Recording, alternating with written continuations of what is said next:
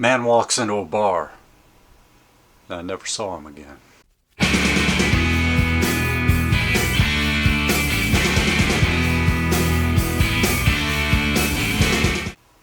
Okay, what are we going to talk about? Shades Clarity channel.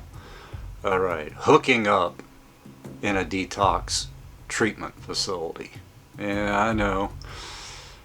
For those of you who have been, you've seen this stuff going on. The cute little things walking around and the guys just salivating left and right, trying to chat them up, trying to do this. Don't care if they're married, don't care about anything. It's just hormones in action. I know. All I can say is stay away. Do not even go there. Don't touch it. I was watching a video of a fellow creator. I think you know who you are. And he mentioned that this is not really to be confused with 13 stepping in AA. I'll get to that in a minute. That's something kind of different, because when you're in detox or in treatment, you're especially vulnerable. I mean, you don't know anybody a lot of times, and both men and women do what men and women do. They he and they she, and it happens everywhere. You know, it just happens in institutions. For whatever reason, you know, you're lonely, and just people just talk and they make a connection, and yeah, it's happened to me. It happened once. I've got some coffee here. Good stuff. Right, Food Lion French vanilla junk. But I got involved once. It only happened once, and I think the people, because I'd been there 5 or 6 times previously, they knew that they know me on a first name basis. They knew I wasn't going to do anything, so they kind of left us alone. A lot of times what they will do, if you're spending too much time together, you're pairing up, as they call it, they'll put you on a 10-foot rule where you can talk to them, but you got to stand at least 10 feet away. You've got to be 10 feet away from the person at any given time. They never put us on a 10-foot rule, even though we were sitting pretty close together.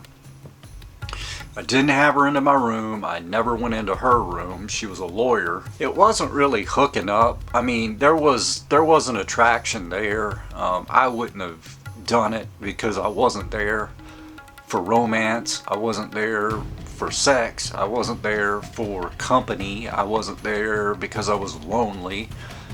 I really wasn't lonely because I'd been there before, and I knew before long I'd be talking to somebody. I mean, I was just a friendly guy in detox, just you know, mingling around or whatever. And you may find yourself, if you go to treatment, you will experience this. If you're a woman and happen to be fairly nice looking, watch out, because guys will approach you.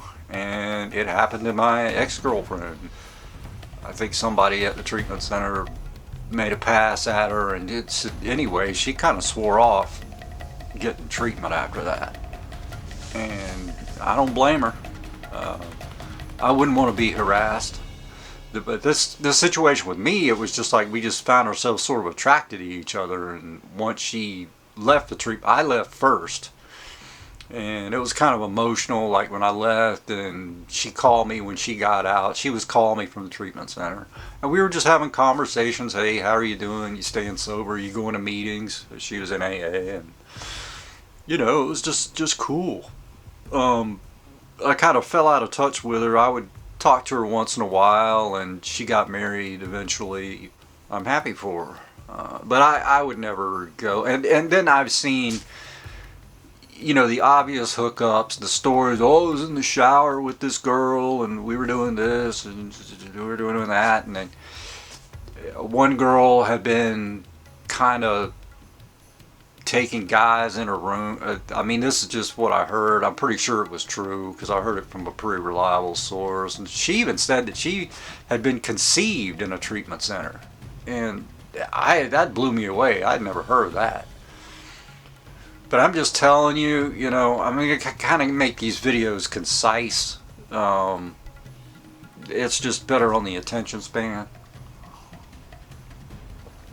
But if you go to treatment, just watch out. a very easily pitfall to fall.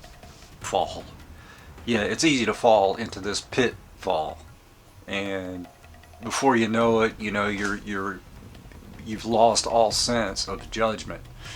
You know, because if you're a man, you know, just that little head starts sticking more than the larger head, and I don't know, vice versa with women, but I mean, it just happens. I mean, we're humans and we have to resist. That's part of recovery. It's like we have to know what's best for us in the long run and not waver from that. And it begins when you get to detox. You're resetting the clock. You're getting on a new path, and you have to start thinking that way. That's just how it is. You got to just toss all these, just throw that shit away. Realign your sight, realign your soul, realign your heart, realign what your plans are, and don't let a relationship form in a detox facility. And it's probably best for the first year, once you get out, not to even date anybody, especially if they have an alcohol problem. You need to have some solid sobriety under your belt before you enter in a relationship, or it's going to end, in my opinion, in a disaster. And 13 stepping in AA is just simply, from what my experience was, is seeing older people, usually men, with a lot more sobriety, hitting on younger, more vulnerable newcomers. I mean, you don't necessarily have to be younger, but just hitting on newcomers and just, hey, can I get your phone number, or just being too nice. I mean, it's really sickening. I don't like seeing that kind of stuff. I'm not that kind of guy, and it irritates me. But I've ran my suck just a little too long here, I do believe, and I just want you guys to take that to heart, think about it. But as always, stay tuned, come back, subscribe, watch these other videos, and I'll see you clowns later.